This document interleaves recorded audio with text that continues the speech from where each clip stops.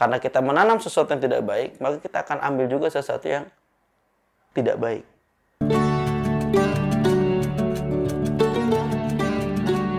Assalamualaikum warahmatullahi wabarakatuh. Sobat Bolo Konco semuanya ya. Pada video sebelumnya kita sudah membahas salah satu Ponokawan, yaitu Semar gitu. Kita bisa ambil filosofinya. Kita bisa ambil pelajarannya. Kita bisa ambil hikmahnya. Nah, selanjutnya ini ada masih dalam salah satu 4 Ponokawan itu sendiri. Namanya Nalakorin, atau kalau dalam bahasa wayangnya disebut dengan Nala Gareng gitu ya. Gareng ini memiliki satu ciri fisik yang unik ya. Hidungnya bulat, rambutnya kuncung ke atas gitu kan. Nah, dia memiliki ciri fisik yang juga unik gitu. Tumitnya seperti kena sakit gitu kan. Kakinya agak patah, tangannya juga agak patah gitu kan, sehingga dia jalan rada seperti apa ya, kesusahan, kesulitan.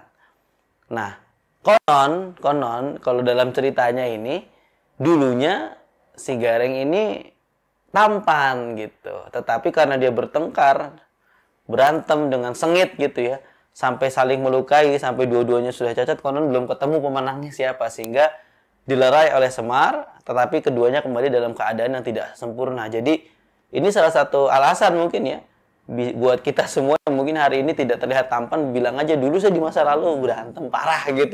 Jadi bentuknya kayak gini sekarang. Itu guyon saja. Nah, tapi ada satu hikmah penting nih.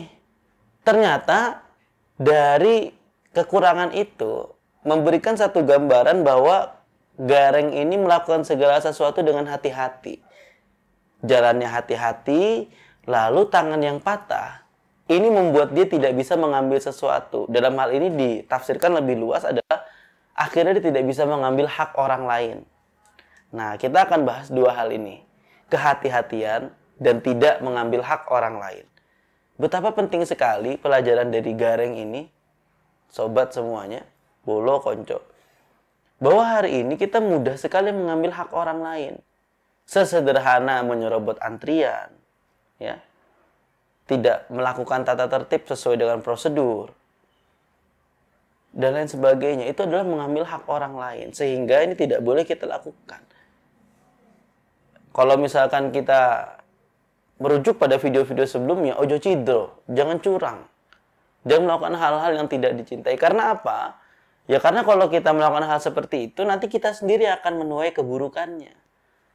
Karena kita menanam sesuatu yang tidak baik, maka kita akan ambil juga sesuatu yang tidak baik. Selanjutnya, ya, melangkah dengan penuh kehati-hatian. Melangkah dengan penuh kehati-hatian ini hari ini sangat penting, teman-teman. Kenapa? Sebetulnya Islam itu mengajarkan sifat tawassut. Tawassut itu menengah. Kanan banget enggak, kiri banget juga enggak. Contohnya begini, kedermawanan itu adalah pertengahan dari pelit dan boros. Kalau terlalu banyak ngeluarin tanpa pilih-pilih, tanpa perhitungan, itu namanya boros. Kalau misalkan kebangetan gak mau ngeluarin, buat apa aja, itu namanya pelit. Kalau kata bahasa Betawi mah koret. Kebangetan pelitnya. Itu juga nggak pas, terlalu ekstrim kiri, terlalu ekstrim kanan.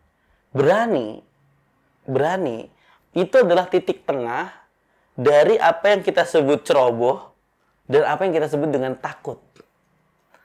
Penakut itu mau ngapain aja nggak berani, ceroboh apa aja digas pokoknya, meskipun belum dipikir. Nah, berani itu dipikir dulu strateginya baru berangkat. Kalau dalam bahasa Quran, mutaharrifal liqitalin au mutahayyizan ila fi'ah. Dalam sebuah proses berperang pun, kita nggak mesti ngegas terus.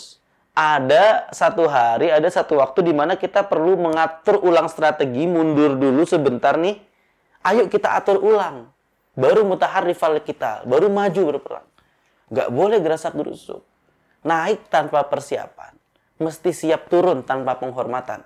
Nah, ini yang perlu kita garis bawahi bersama. Nggak bisa semuanya, nggak ada persiapan tuh kurang maksimal. Melangkahlah dengan hati-hati. Hal ini bisa kita aplikasikan dalam hal apapun. Misalkan, lisan, ucapan kita gitu. Kalau main cas-cas-cos, ceplas-ceplos gitu ya. Oke lah, kita bisa beralasan ke orang-orang yang mendengarkan ucapan kita. Saya emang orangnya begini, ceplas-ceplos, senang alhamdulillah, enggak ya udah. Tapi enggak gitu juga konsepnya maksudku. Masa semua orang harus ngikutin kemauan kita gitu kan? Masa semua orang harus ngikutin mulut kita gitu? Nggak bisa. Kadang perkataan yang menusuk hati itu bisa lebih awet daripada jarum yang masuk ke kulit. Yang menusuk kulit gitu. Ya kalau jarum menusuk kulit, ya lukanya hilang, sudah selesai. Tapi kalau yang di hati itu bisa bertahan lama dia. Bisa menjadi penyakit hati. Bahkan bisa menjadi satu pertanggungjawaban kita di akhirat juga. Kalau kita mati dalam keadaan tidak mendapatkan maaf orang-orang yang kita sakiti, hati-hati. Ini akan mempersulit administrasi kita di kubur nanti. Akan sulit betul. Kehati-hatian dalam langkah juga menjaga hak orang lain. Nah, karakter Gareng ini juga memiliki karakter senang menghibur orang lain.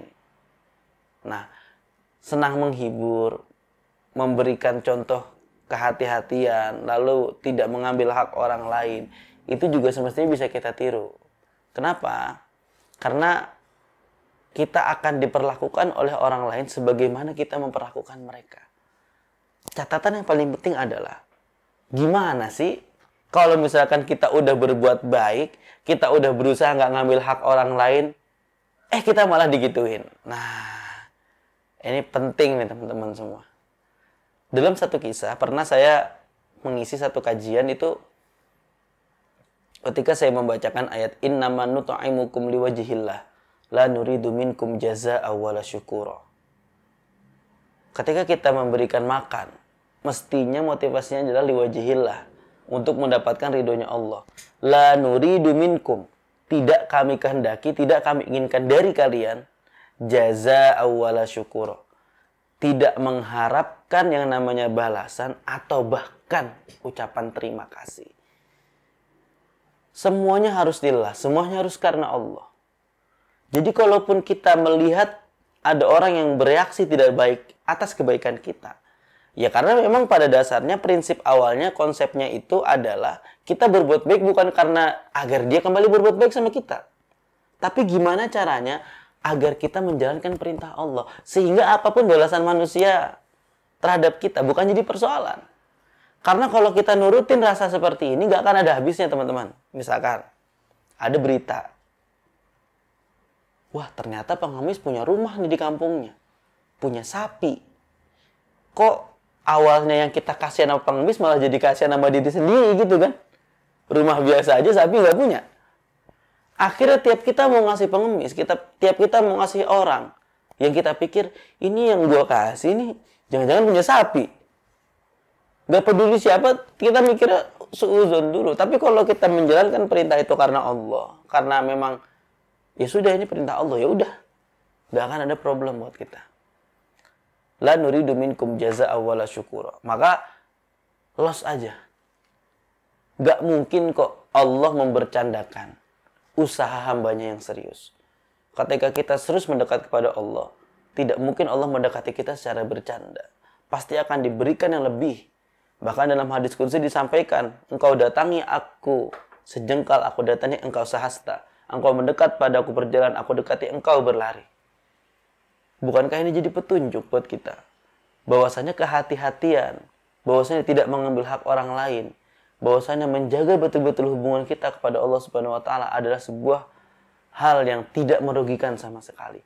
Kalaupun di perhitungan manusianya rugi secara material, tapi secara moral, secara spiritual tidak ada kerugian bagi kita. Karena tidak ada kebaikan, keluasan hati yang hadir tanpa dilatih. Semuanya butuh latihan, semuanya butuh mujahadah. Dan inilah kehati-hatian dan tidak mengeluh orang lain. Itu adalah representasi perwujudan daripada usaha kita untuk bermujahadah, bersungguh-sungguh mendapatkan itu. Maka dari Punokawan yang kedua ini, Gareng, kita dapat mengambil pelajaran itu. Masih ada 2 Punokawan lagi. Kita tunggu di video selanjutnya. langsung saja nanti kalau misalkan sudah terbit didengarkan. Wallahul muwaffiq ila aqwamit thoriq. Wassalamualaikum warahmatullahi wabarakatuh.